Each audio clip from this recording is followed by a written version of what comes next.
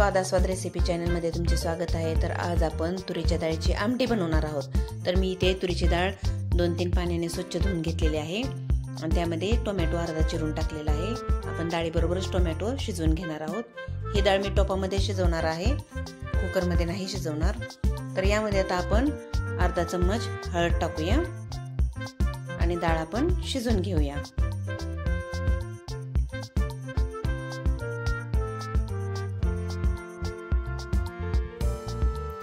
तर आपली डाळ शिजेपर्यंत आपण मसाला वाटून घेऊया। इथे मी कोथिंबीर घेतलेली आहे, लसूण घेतलेला आहे आणि सुके खोबरे घेतलेले आहे। तर हे तिन्ही आपण मिक्सर मध्ये बारीक करून घेणार आहोत।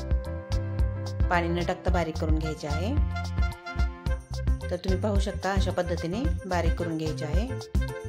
आता मसाल्यामध्ये आपण इथे अर्धा चमचा हळद घेतलेली आहे, अर्धा चमचा धना पावडर घेतलेली आहे, 1 चमचा काश्मीरी चिली पावडर घेतलेली आहे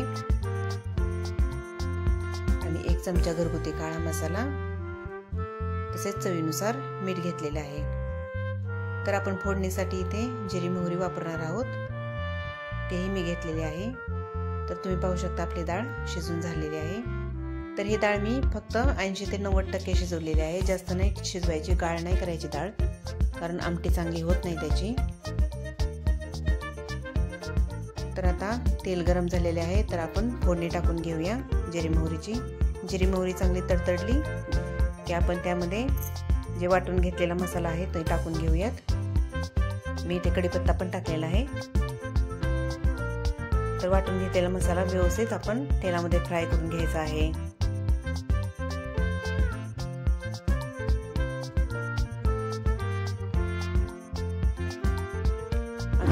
मिक्सर मध्ये जो थोडा मसाला राहिला होता तेही मी पाण्याने व्यवस्थित धुवून त्यामध्ये टाकलेला आहे। आता आपण काय करूयात, जे मसाले घेतले होते ना तेही त्यामध्ये टाकून घेऊयात आणि ते व्यवस्थित फ्राय करून घेऊयात।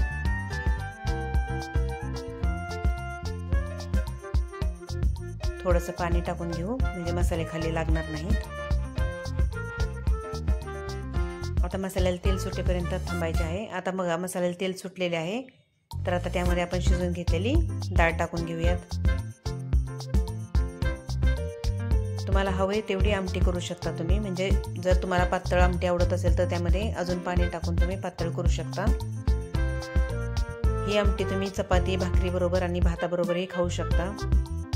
आता इथे मला भाकरी बरोबर कुस्करून खायची आहे, त्याच्यामुळे मी इथे थोडी पातळच आमटी करणार आहे, कारण आमच्या घरात हे अशी आमटी भाकरीमध्ये कुस्करून खायला खूप आवडते।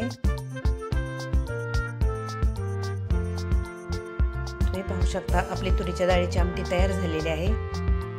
तर ही रेसिपी तुम्हाला कशी वाटली हे कमेंटमध्ये नक्कीच सांगा आणि आवडली असेल तर लाईक आणि सबस्क्राईब करायला विसरू नका। धन्यवाद।